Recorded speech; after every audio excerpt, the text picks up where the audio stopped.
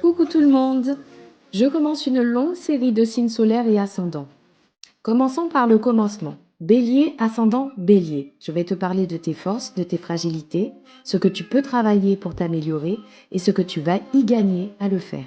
C'est parti. Tes points forts.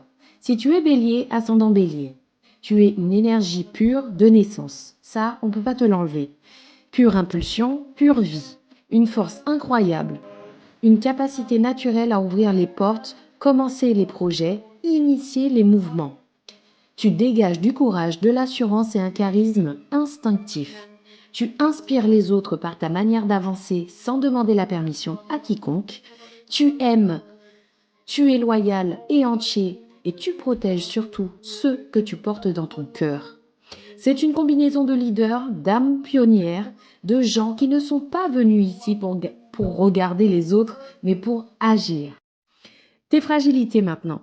Avec cette double énergie de feu, tu te doutes bien que l'impulsivité peut te pousser à agir sans réfléchir. L'impatience aussi. Tout doit aller vite, tout de suite. La colère qui peut t'enflammer vite quand on te freine ou on te contredit, par exemple. Le besoin d'avoir tout le temps raison ou d'imposer ton rythme aux autres. La difficulté à entendre tes propres limites, mais aussi celles des autres. Tu peux aussi te fatiguer émotionnellement parce que tu portes beaucoup trop vite et trop fort. Attention à ça, attention à ta santé également.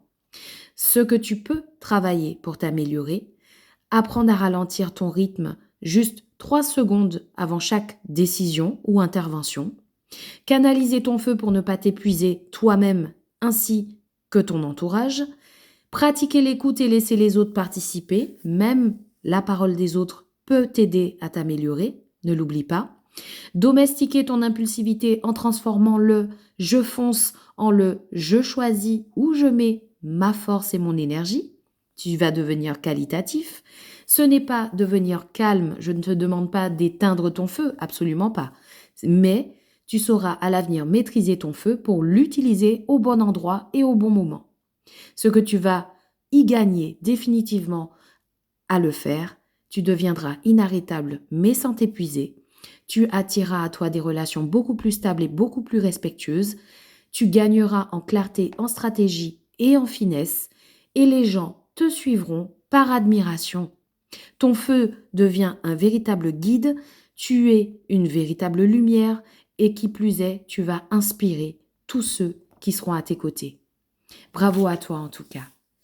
Dites-moi en commentaire si vous avez apprécié et si vous avez hâte d'écouter la suite.